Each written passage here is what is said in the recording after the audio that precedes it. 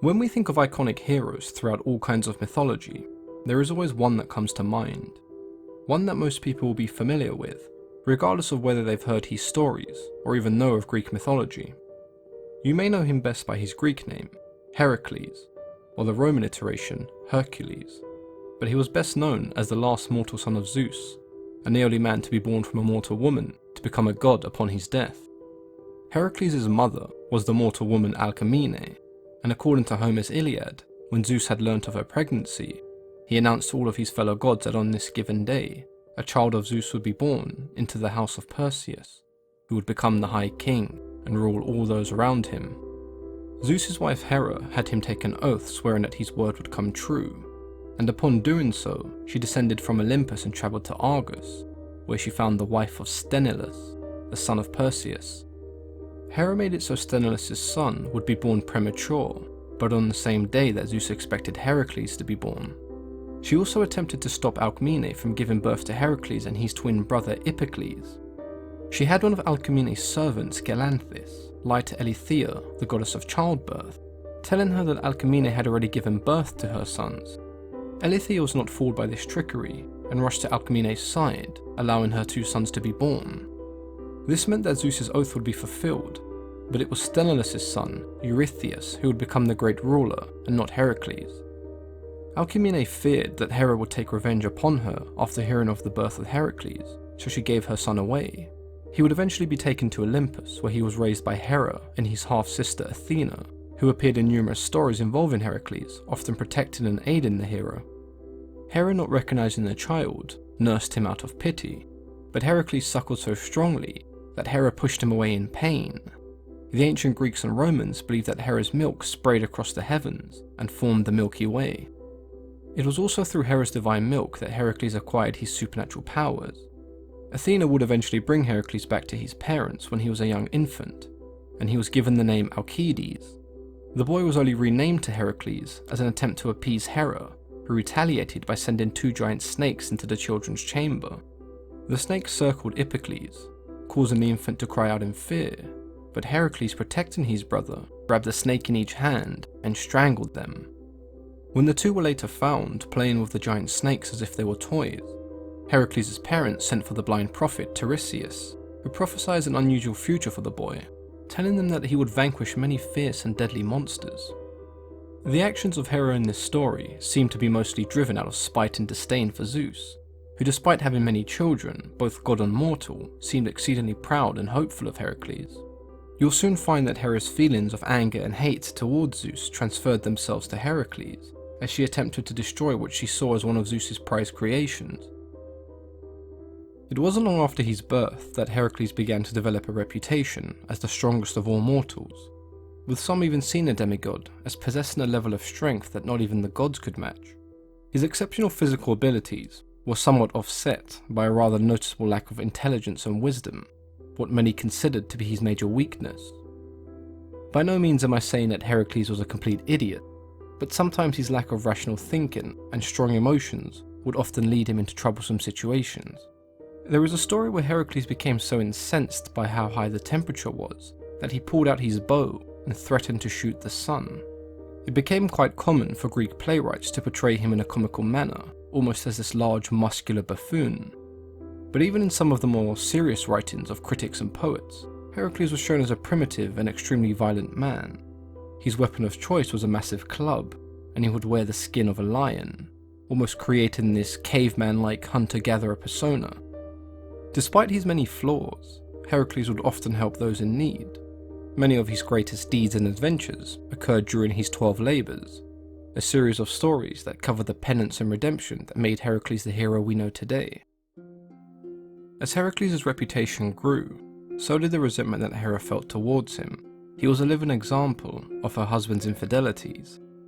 He would eventually marry the daughter of King Creon, Megara, and after witnessing how loved Heracles was by all those around him, she once again interfered, driving the hero into a fit of insanity and anger, in which he killed his wife and children.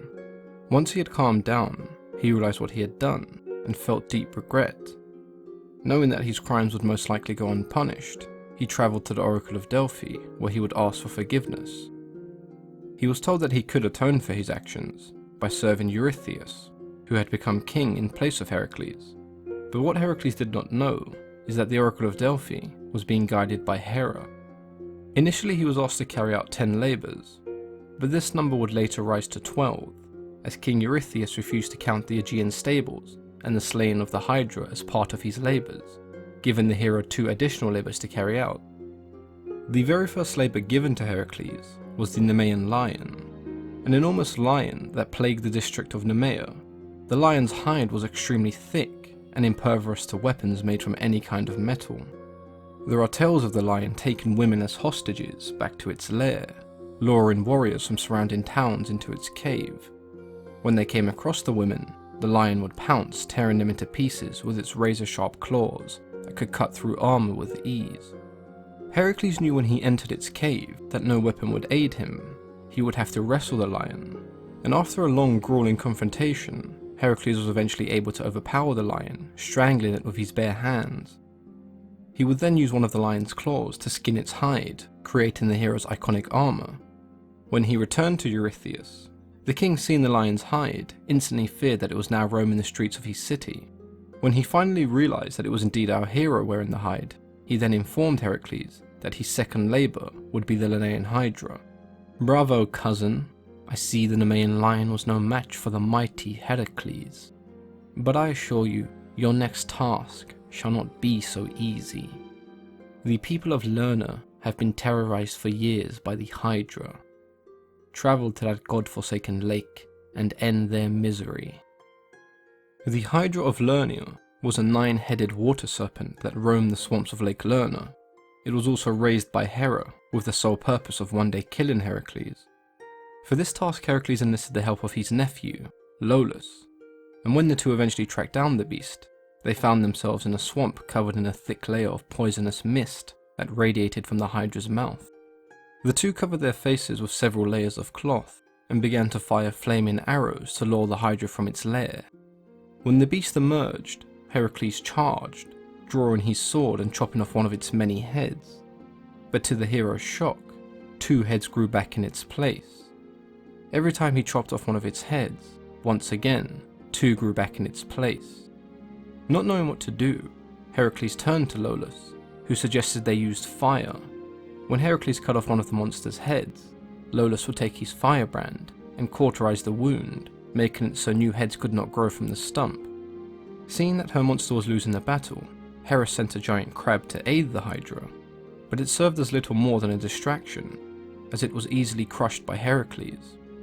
When Heracles and Iolaus had finally found the Hydra's one immortal head, he took a golden sword that had been given to him by Athena, and using the sword, with the technique of cauterizing the wound, they were finally able to kill the monster. But before he left, Heracles dipped his arrows in the Hydra's poisonous blood, thinking they may prove useful in future labours. Upon returning to King Eurystheus, he was very displeased with the amount of help that Heracles received during this labour, and refused to count it as successful. My, cousin, it appears you have quite the talent for slaying monsters. But do your skills extend to tracking them, I wonder? Bring me the Iranian Hind. That is, if you can find the animal, of course. The third labour of Heracles was the Iranian Hind. Both King Eurystheus and Hera were angered by Heracles' completion of the previous 2 labours, and so they constructed a task that they believed would be the end of Heracles. The task did not involve the killing of a beast, but instead the capture of one. The Iranian Hind was believed to be so fast that it could outrun an arrow. Our hero chased the animal on foot across all of Greece for an entire year, and when he eventually did capture the animal, the goddess Artemis was not pleased with the treatment of one of her favourite creatures. Eurystheus had hoped that chasing the beast would invoke Artemis's fury, but after pleading with the goddess, she agreed to let Heracles take the hind back, on the one condition that it was returned to the wild once the task was finished. When Heracles took the hind back to King Eurystheus, he was told that it would be added to his menagerie. Having promised to return the hind, he agreed that he would only hand it over if the king came and collected it himself.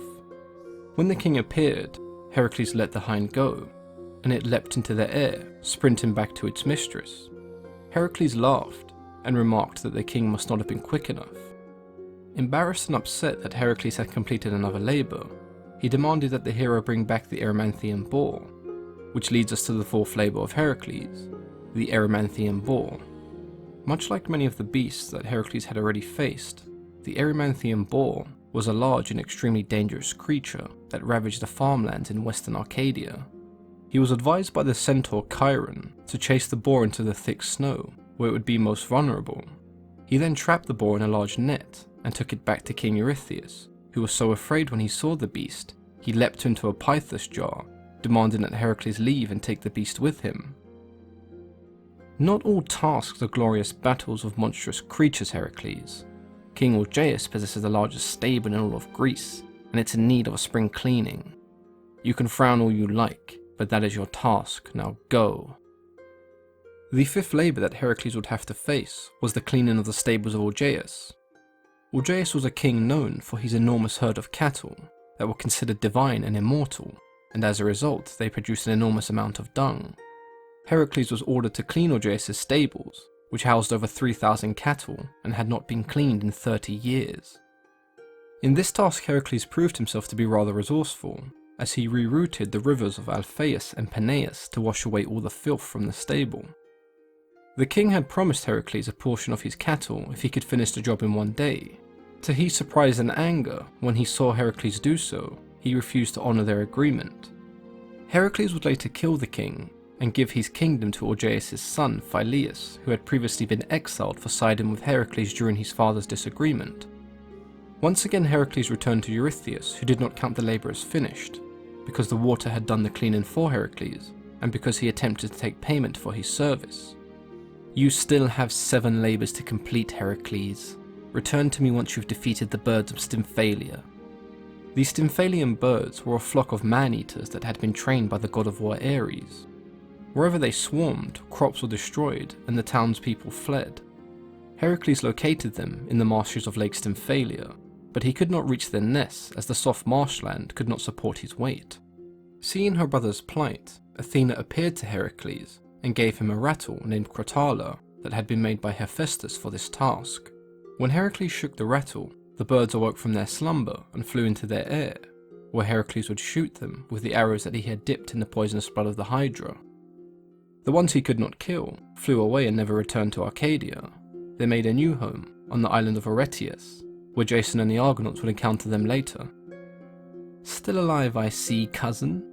Sail to Crete, and bring me the Cretan bull for your 7th labour. And so Heracles sailed to Crete, and asked King Minos if he could take the bull. The king willingly accepted, as it had been causing havoc all over Crete. The bull was sent back to King Eurystheus, where it was kept in a cage. It would eventually break free from this cage and head into the town of Marathon, where it would cause more chaos until it would be killed by the hero Theseus. Why do you look so smug, Heracles? It was only a bull. Your next task is far more challenging. Travel to Thrace and bring me the mares of Diomedes. Heracles' 8th labour was to steal the horses that belonged to King Diomedes, the barbaric king of Thrace and the son of Ares. He had managed to breed man-eaten horses. They were wild and uncontrollable, and their diet of human flesh only made their behaviour worse. Heracles, knowing that this task would not be easy, took several companions with him, and when they captured the horses, the king and his men began their pursuit in an attempt to reclaim their prized steeds. In order to fight the king, Heracles left his most trusted companion Adberus in charge of the horses. When he returned, he found that the boy had been eaten. Heracles was so angry that he fed Diomedes to his own horses. On the journey back, Heracles bound the mouths of the horses shut, calming them and taking them back to King Eurystheus, who in some versions sacrificed them to Hera, and in others allowed them to roam freely in Argos now that they were permanently calm. You had aid once again, Heracles, but as you are in mourning for that peasant boy, your task is complete. Only 4 more to go. I take it you are familiar with Hippolyta, the Amazonian queen. Well, her father Ares gave her a magical girdle. Retrieve it for me, and your 9th labour shall be complete. Once his ship had reached the island of the Amazons, Hippolyta was so impressed by the feats that Heracles had performed that she agreed to give him her girdle. Heracles invited the queen to a meal back on his ship where they could share stories with one another. The queen eagerly accepted, but Hera would once again interfere, disguising herself as one of the Amazon women and spreading rumours that Heracles planned to abduct their queen. The Amazons decided that they would confront Heracles. When he saw them approaching, he assumed that Hippolyta had set up an ambush and had no intention in letting them leave the island. Heracles, unsure of what to do next, ended up killing the queen and taking her girdle. He ordered his men to set sail immediately before the Amazons were aware of what had happened. "You seem to be making quite an enemy of Ares. I'd be careful if I were you, Heracles. You may not live to complete your labours. The giant Garyun has a herd of glistening cattle like I've never seen before. They would make a fine addition to my collection. Sail to his island and bring me them." For Heracles' 10th labour, he was asked to steal the cattle of the giant Garyun, whose herd was described as being stained red by the light of the sunset. In order to reach Garyun on the island of Erythea, Heracles had to cross the Libyan desert, where he became so frustrated by the heat that he fired an arrow at the sun, Helios. Rather than anger, Helios showed admiration for the courage of Heracles and gave him his golden chariot to cross the desert with. As soon as Heracles landed on Erythea, he was confronted by Orthus, the two-headed dog. With one huge swing of his club, Heracles killed the watchdog. The herdsman came to assist Orthus, but Heracles dealt with him in the same way. Having heard the commotion, the giant confronted Heracles. Garyun was described as a three-bodied giant with 4 pairs of wings, but Heracles was in no way fazed by the strange appearance of Garyun. The giant followed in the same footsteps as Orthus and the herdsman, falling victim to Heracles' club. He led the cattle onto the ship and set sail back to Eurystheus.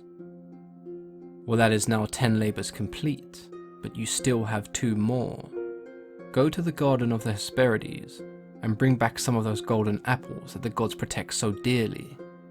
The garden of Hesperides contained golden apples that had been given to Hera from Gaia as a wedding present.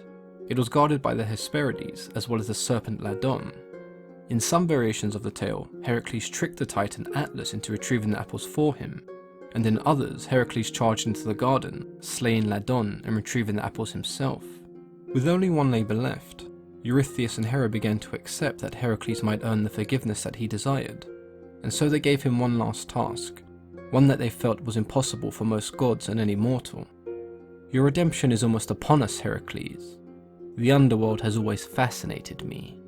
Travel to the gates of Hades, and bring me back its 3-headed guardian Cerberus."